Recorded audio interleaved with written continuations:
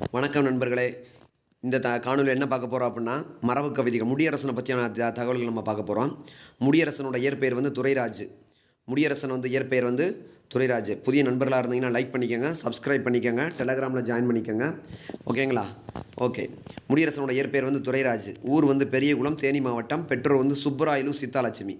காலம் வந்து அக்டோபர் மாதம் 7ஆம் தேதி 1920 1998 வரைக்கும் இருந்திருக்காப்புல. இயற்றிய நூல்கள் பூங்கொடி, காவியப்பாவை, வீரகாவியம், முடியரசன் கவிதைகள், ஊன்றுகோல்.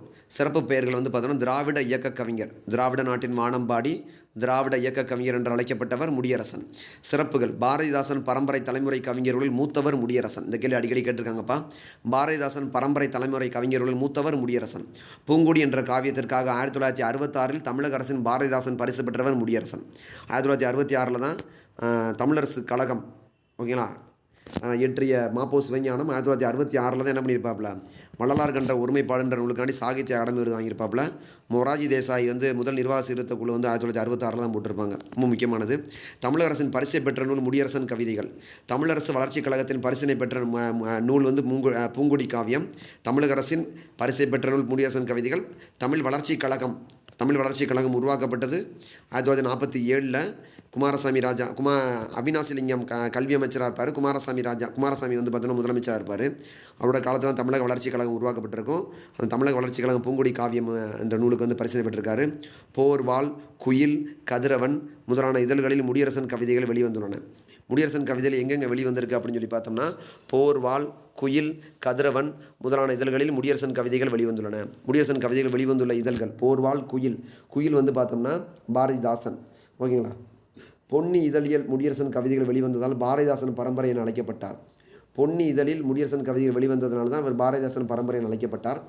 தமிழ் என் தெய்வம், தமிழ் என் தாய், என் தந்தை, என் காதலி, என் மகன் எனும் தலைப்புகளில் கவிதை இயற்றியவர் முடியரசன். தமிழ் என்னோட தந்தை, தாய், காதலி, என் மகன் சொல்லி கவிதை இயற்றுவாப்ல. பரம்புமலை நடந்த விழாவில் குன்றக்குடி அடிகளால் கவியரசு பட்டம் பெற்றவர் முடியரசன். இளமையிலே சாதி மறுப்பு திருமணம் செய்து கொண்டவர் முடியரசன். தமது மறைவின் பொழுது எச்சடங்கும் செய்து வேண்டாம், சமய சடங்குகள் வேண்டாம் என மறுத்தவர் முடியரசன். காரைக்குடி மீனாட்சி சுந்தரனார் உயர்நிலைப் பள்ளியில் தமிழாசிரியராக பணியாற்றியவர் முடியரசன். எங்கே வேலை பார்த்துருக்காருன்னா, காரைக்குடி மீனாட்சி சுந்தரனார் உயர்நிலைப் பள்ளியில் தான் தமிழாசிரியர் பணியாற்றிருக்காப்புல. முடியரசன் கவிதைகளை இந்தியிலும் ஆங்கிலத்திலும் மொழிபெயர்த்து வெளியிட்ட அமைப்பு சாகித்ய அகாடமி. முடியரசனோட கவிதைகளை இந்தியிலும் ஆங்கிலத்திலும் மொழிபெயர்த்து வெளியிட்ட அமைப்பு என்னன்னா சாகித்ய அகாடமி. பாரதிதாசனுடன் நெருங்கிய பழகி அவருடைய முற்போக்கு எண்ணங்களை ஏற்றுப்பாடியவர் முடியரசன். ஓகேங்களா. தந்தை பெரியார், பேரறிஞர் அண்ணா ஆகியோருடன் நெருங்கி நட்பு கொண்டவர் முடியரசன்.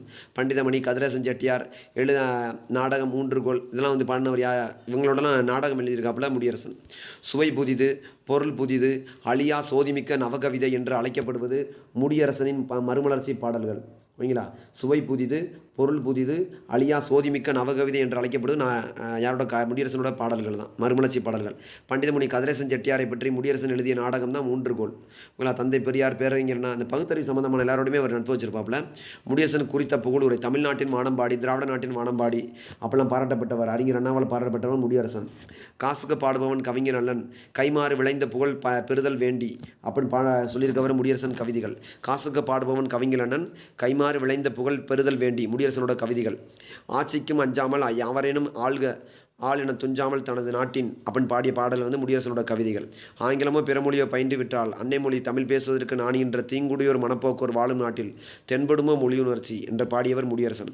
ஆங்கிலமோ பிறமொழியோ பயின்று விட்டால் அன்னை தமிழ் பேசுவதற்கு நாணுகின்ற தீங்குடைய மனப்போக்கோர் வாழும் நாட்டில் தென்படுமோ மொழியுணர்ச்சி என்று பாடியவர் முடியரசன். மனவினையில் தமிழுண்டோ, வாய்ப்பேச்சு தமிழுண்டோ, வினவினையில் தமிழுண்டோ என்று பாடியவர் முடியரசன். மனவினையில் தமிழுண்டோ, வாய்ப்பேச்சு தமிழுண்டோ, வினவினையில் தமிழுண்டோ என்று பாடியவர் முடியரசன். மீசைக்கும் கூழுக்கும் ஆசைப்பட்டு மேல் விழுந்து பாடுபவன் கவிஞர் அண்ணன் என்று மீசைக்கும் கூழுக்கும் ஆசைப்பட்டு மேல் விழுந்து பாடுபவன் கவிஞர் அண்ணன் என்று பாடியவர் முடியரசன் கவிதைகள். அன்னை மொழி பேசுவது நாணுகின்ற தீங்குடியோர் மனப்போக்கர் வாழும் நாட்டில் தென்படுவோம் மொழியுணர்ச்சி முடியரசன். தமிழர் திருநாளாம் தை முதல் நாளாம் அமிழ்தினை இனிக்கும் பொங்கல் திருநாள் தமிழர் திருநாளாம் தை முதல் நாளாம் தமிழர் திருநாளாம் தை முதல் நாளாம் அமிழ்தினை இனிக்கும் பொங்கல் திருநாள் முடியரசன். பூக்கின்ற மலர்களெல்லாம் மலர்கள் அல்ல, புதியவனாய் வருவரெல்லாம் புதுமை அல்ல என்று பாடியவர் முடியரசன். செங்கதிரால் தாமரைகள் சிரித்திருக்கும் சேர்மதியால் அள்ளிமலர் வாய்ச்சிரிக்கும் என்று பாடியவர் முடியரசன். செங்கதிரால் தாமரைகள் சிரித்திருக்கும் சேர்மதியால் அள்ளிமலர் வாய்ச்சிரிக்கும் என்று பாடியவர் முடியரசன். வயலுக்கு வரப்பென்றும் வேண்டாம் என்றால் வழக்கரைகள் ஆற்றுக்கு வேண்டாம் என்று பாடியவர் முடியரசன். கடல் சுமந்தால் மலை சுமந்தால் கான் சுமந்தால் கால்நடைகள் சுமந்தால் பாடியவர் முடியரசன். இதெல்லாம் யாரோட பாடல்கள் அப்படின்னு சொல்லி பார்த்தோம்னா முடியரசனோட பாடல்கள். ஓகேங்களா? இதெல்லாம் யாரோட பாடல்கள் அப்படின்னா முடியரசனோட பாடல்கள். 1க்கு 2 தடவை நம்ம போட்டு அடிக்கடி கேட்கணும் இதெல்லாம். ஓகேங்களா? முடியரசன் வந்து தேனி மாவட்டம் பெரியகுளத்தில் பிறக்கிறாப்புல. ஓகேங்களா? எங்கே பிறக்கிறார் அப்படின்னா தேனி மாவட்டம் பெரியகுளம். ஓகேங்களா? ஓகே நண்பர்களே, இந்த வீடியோ பிடிச்சிருந்தால் லைக் பண்ணுங்கள், சப்ஸ்கிரைப் பண்ணுங்கள், டெலகிராமில் ஜாயின் பண்ணிக்கோங்க. நன்றி நண்பர்களே, அடுத்த வீடியோவில் சந்திப்போம்.